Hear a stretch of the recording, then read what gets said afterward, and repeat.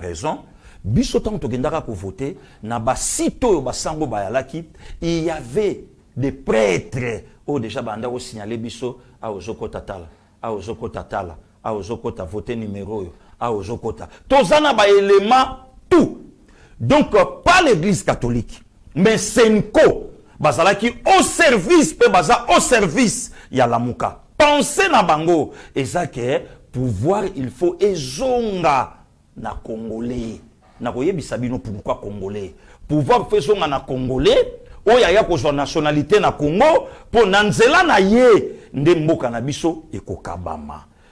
Kofinga na yote, komitungisama na yote. Batu nyonso baza surpris ya koyoka secrétaire général à Lamuka, Cardinal Mbongo Besungu, ya kozala clair ya kolobake régime oyo ezo vivre na opulence. Nana tunaka batu.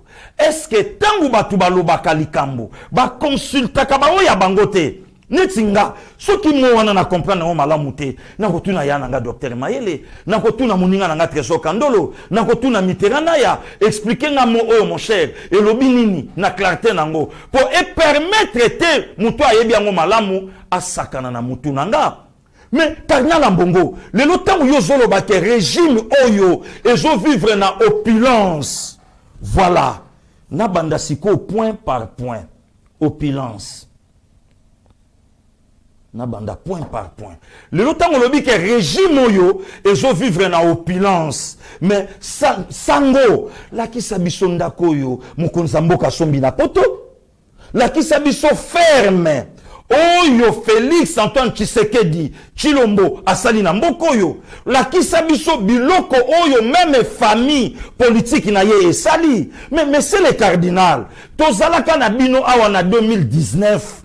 Tout le monde a directeur cabinet ya mokonza mboka kala abengi presse bande konanga abiga bake abina bengela kibino te pona na likamba koloba mais na benga kibino bino bomona bozwa pe ba image ndenge na zolati sa mwasi chaînette à diamant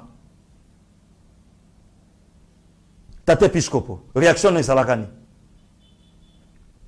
vient nga Isidore Ndayuel celle-ci abimisa batu na nzela 15 millions nabiso et ko sala nzele lengesa 15 millions nabiso 15 millions nabiso 15 millions et se multiplia le justice benga mutuana kaka bino boya boloba na biso nini keno tozana nous sûreté état de droit botozo mekatolandela pototala yo monsieur le secrétaire général ya Lamuka Cardinal Mbongo Besungu mais muto le bino bozo soutenir Augustin Matata Ponyo Asala premier ministre awa a échoué na mboka mais a réussi ça na kotonga université ya ye lobby justice est interpellé ye bolobi non mais c'est Chilombo selon bino bon en fait ça peut combo na ye ah bon ça la rappelle ma bête mais c'est Chilombo a aussi la par tous les moyens pour à écarter ba candidat potentiel à 2023 mais c'est le secrétaire général ya Lamuka Cardinal Mbongo Besungu Mouton le lozo tongela bino soki ba sanctuaire soki ba saint nini soki ba saint Katumbi soki ba saint nini mais boye bisaye atika Lubumbashi comment mbongo oyo lelo yozo kende ko katari banko inaugurer eza oyo to benga na lopoto de l'argent sale eza ba mbongo mabe mbongo oyo ba kausa peuple mais mutu moko asenrichissa na yango nde yango lelo yo komi na sima Nazoya, on a ce qu'on a bandu na opulence, na l'action bateau va vivre nos opulence, na l'argent sale. Il nous me repère bosali. Yomoko, monsieur le secrétaire général, ya Lamuka. Cardinal Mbongo Besungu. Mais Yomoko peut vivre nos opulence. Le long na roye biso mutuka oyo Joseph Albert Malula Ngalula atika vewe Skoda abanda ko tambola nango. Yo soit deux jeeps X-Trail ultra moderne n'intervalle à 1 mois au soit 2 la qui sabiso jeep nini yo teka yango au lobby Saint-Joseph aux ambulance te na bloc opératoire toiture longwa soki nini soki plafond et toboka babilo ke beba nga yoka nengo nga koloba yoka conseil ngai séminariste ngai séminariste na philosophie na ja 23 non théologie na ja 23 yoka ndenge nga sikoyo séminariste na oyebisa yo oninga koloba boye bobo to bwabino biso toyaka pona kosunga babola ngai tate episcope nkolo abengaka ngai te pona bodwi ya mokili ngai ezali bodwi ya lola mituko ya minene bapesi peuple na nga kobika na pasi peuple na nga kobika na nzala yango nga tate episcope na jongisi yango boteka bosomba ba ambulance babongisa batia na sanatorium batia na mama yemo bolukela ngai mutuko ya pamba oyo bana kisasa na yokaka babengaka ketch ngai natambolaka na yango to bolukela nga ta kinga natambolaka lokola père Bifalo pona la kisaka bato etete na yende kokufa pona peuple mais rien Monseigneur Ambongo le chef de l'état pesio jeep oyoka même pas soni o réclama jeep ya bato bobenga ba médiocre lelo na kokitisa mungongo envoûtement tikanga i calme lelo na lingi to kotela nga lelo na ana se envoûtement tikanga kokotela nga ite bato bobenga ba médiocre bato boloba toza na prison ya ciel ouvert bato bayiba peuple biloko bayiba peuple bapesi yo c'est que tate pisko yo pe moyibi mokonza mboka pesi yo jeep obwaki pembela kuna pe balaka ngai lokoso kuna pe balaka ngai bango pe kuna tango bayoki babite bendele ko ya telo bakabana kisasa tate pisko pozwa tate pisko popa dju yango yo moko za na katopilance le loto joa même figure ya be donatien chole aleki mutasali 30 ans ya kozwa hiver na poto t'as la couleur t'as la lèvre hein azotambola na mutuka malili place azolala malili azolia bio azolia makambo nyonso esengeli oyo peuple azolia yango te opulence oyo ya bino bobosani ke père Jean 12h bana bayeba kezwa bakaye bolakisa ngai peuple azomona pasi mukoloni ni peuple aya epa na yo cardinal Ambongo azwi ata bakaye bokende les classes otelemi boyo na soutani mais non monsieur le cardinal vous êtes plus politique qu'un prêtre vous êtes plus politique qu'un prêtre. Alors, yango siko ngai pasegili na lobi ke tika siko soutani longola yango yaka siko tobeta na ba armes non conventionnelles. Voilà pourquoi moi le social la peuple bino kota la binote bino eza na kata mutu na bino ces élections qui vous dites que non les élections ne mute changer ka ba doni ya mboka. Absolument non. Absolument non. Yango te mute changer ka ba don. Sur quel pouvoir yo monsieur le cardinal Ambongo, ozo courage à okende na TV5, yo président ancienneté.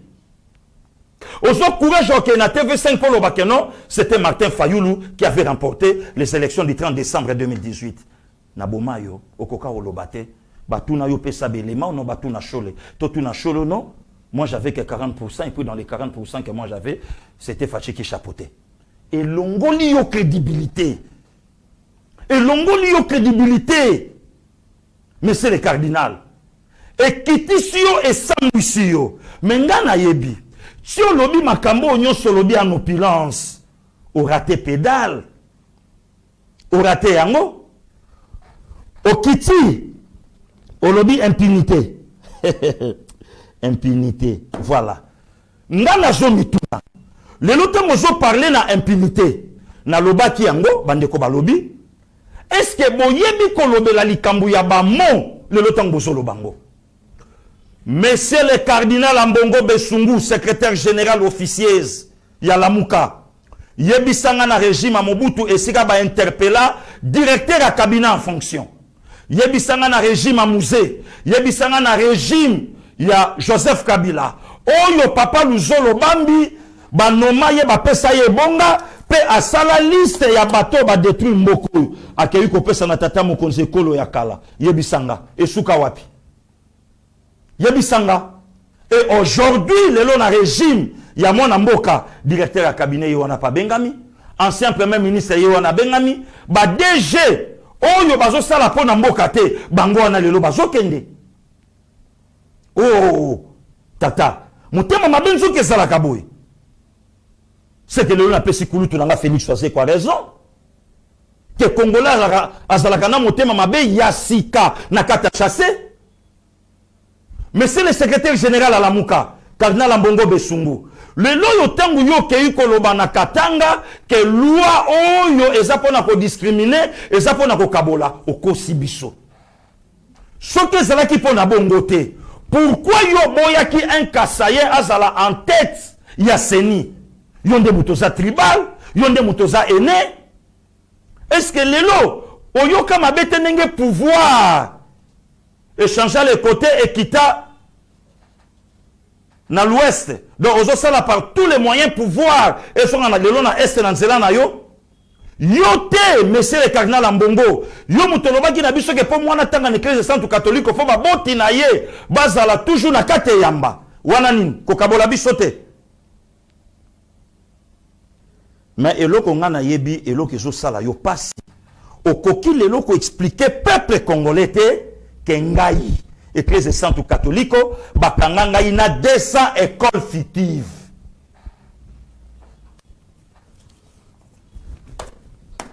Ndeko Gilio mibatela makambo yo kolobankanda na nzambe ekoya kokwe ya likolo na yo te. Ayo za makambo kanda nzambe koya te. Awa toza na terrain politique. Nazo take ba adversaire. Nazo take bato toza na bango na bagarre. Eza ndenge moko na tango na yebisaki bandeko nanga ba journaliste. Boko taka na ba copie ya ba militant parti te me balati po ya ba journalisme 4e pouvoir. Boko taka na yango te. Bino boyebi bango baza ba journaliste. Mais basi ba koma ba militant ya parti. Mais tango ko yinde la bango ba bengi boya presse za menacé. Boya presse menacé babiga bango wana marche nsoka ti ba otambola na baso ko accompagner ba militant parti ti baso ko tambola na baso accompagner ba militant parti basi balia ki mafuta abiga crêpe ya pambe soko sieta na lokolo ye wana. Nous voulons la liberté d'expression. La presse congolaise est menacée. Tobundaka pendant 18 ans pour la liberté d'expression. Maintenant, liberté, yango bakomo menacé biso. Nzoka bango 4 et 5 na kata marche ya Yakob Simbi. Ya Yakob Simbi moni bor na biso ndeto bendi bana mai. Ya Yakob Simbi ndenge moko pe na lelo. Est-ce que monsieur le secrétaire général à la Mouka, à la personne de Cardinal Mbongo Besungu, et l'eau koni nos olingo kotsa lelo na mitu ya ba prêtre Kassayen. Oyo lelo yo zolingo kotsa na kata mitu na bango. Na oyo lelo yo zo sala et sopi ve et sopio. Ve Fried wana siko na bingolo na nenga bana ki na nenga langela. Ve Fried na katisko Fridolin. Ve Fried obeti mabe. Et sopio. Et simbite, yo kanisa go simbi sa fachi touche. Et pas vie dengue sochocho. Wana pire mutu na ye, mwana ye. Mikili ya liboso matango na sefa, na maboka père wana na 1985. Wana yoza na séminaire na Maïdi, nga déjà na olinga na kula. Ozoka sko ba révélation na obeta yo. Mikili ya liboso. Mokonza mboka na nga kenda yango akena na nzela Brazzaville na maboko muto bavandaki na ye bakomba collègue donc père na ye et simbité monsieur le cardinal Mbongo moment yozolo b'impinité moment président Ethiopie azotuna politique au fachi à Salipo a désarmé Kabila même pas un coup de feu en l'air et simbité Makambo yozolo bana cathédrale et simbité pourquoi puisque Angela Merkel a télé na lobby pas ce que les Congolais manquaient, mais ce que les Africains manquaient. Et simbité, monsieur le secrétaire général, Yalamouka, et simbité nengenini, moment Fachi Azotika IA, na 2022, précisément en janvier, Azo Zwambalamonko, tête à Sadek, Oye Salamate, quelle diplomatie. Donc, le président africain va comprendre que non, to zala zala, mais moi na mayoyo, biloko azobeta impossible, incroyable. Zéro. Et là, on a la CPL. Le lendemain, il y a déclaration, il y a homélie, il y a pasteur à Kofo. Et qu'il faut pardon, tout la moussia à Brazzaville, États-Unis à Kéi. Juin 1971, na Saint-Joseph. Joseph Albert Malula Ngalula a défié Maréchal Mobutu Names à Kenda Nango exil, Libanda. Exil, Libanda. Mais yo beti ba symbiote. Wana siko atuni mwano yo makambalo baka mupe. Ouais. Mupe. Abegili. Abe. Au moins, dans la bête en 1971, Joseph Albert Malula Ngalula. Au cause on a conflité. Ne si qu'à l'auto réfléchir, ne si qu'à l'auto vanda, ba médiocre to benga katolié na bango. Prison ciel ouvert to zalaka le lobino moko bozanango. Mais c'est le cardinal Ambongo, besoin na yo eza lelo Félix te. Besoin na yo c'est Katumbi. Besoin na yo c'est Fayulu, besoin na yo c'est Joseph Kabila. Besoin na yo c'est Vital Kamerhe. Besoin na yo c'est Batouana. Oh!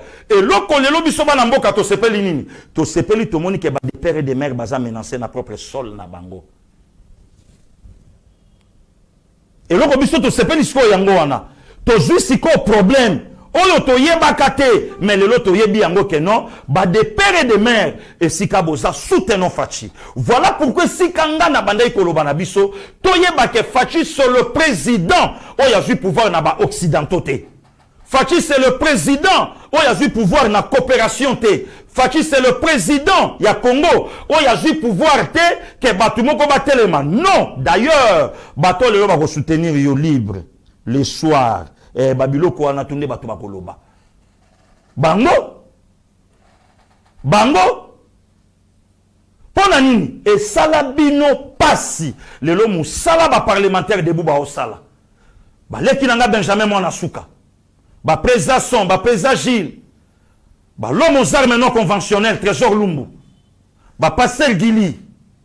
Ba misala bande kwa ba osala lelo to boteli majorité ya poto. Et quoi il est non amaï? Pour nani batu nyonso ba monique na matange za place à règlement de compte té. Mutwakati voyage na ye, séjour na ye. Maximum de respect à mon vieux Zakle. Baba Basu. Mona sergent mona likili mutasi sa valeur à poto. Akenda zonga na ye.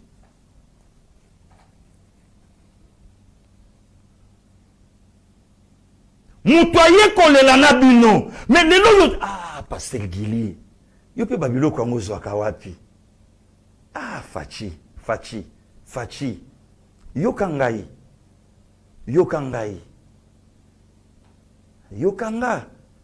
Ngana oyebisa yo. Yo kanga Fachi. Elo kezo bomayo motema malamu. Mais victoire na yo pe ezapeka na kati ya motema malamu.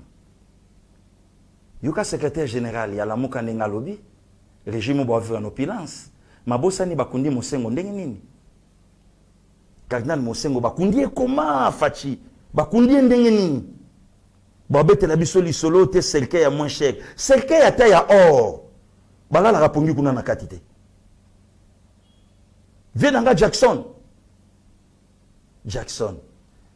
a botama le 29 août 1958 Akufa le 24 juin 2009. Bakunde na jani versas tilelo bandalala.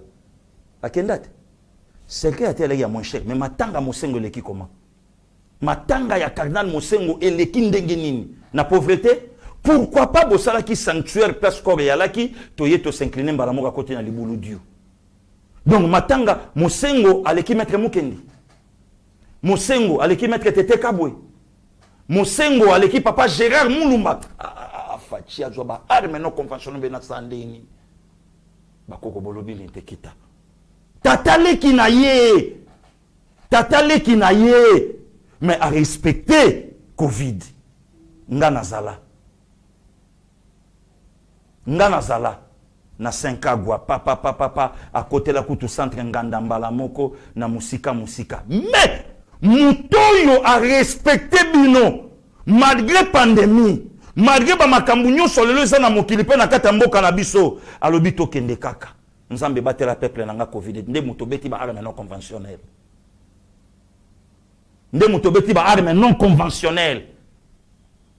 Vetika bisalela. Il n'y a pas un cardinal au lelo, peuple congolais, le roi Joseph Albert Maloulate. Lelo soko lobby, pouvoir vivre en opulence. Mais l'école catholique, il y a des achères de la République.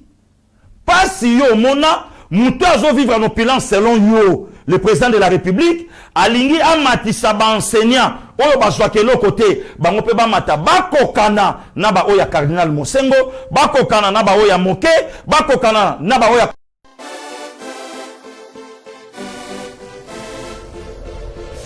Pour baisser des services de qualité, ne cherchez pas l'heure, Jaspo est arrivé pour un service meilleur, venez nous visiter. Avec Jaspo RDC, la vérité serait service de qualité, toujours meilleur.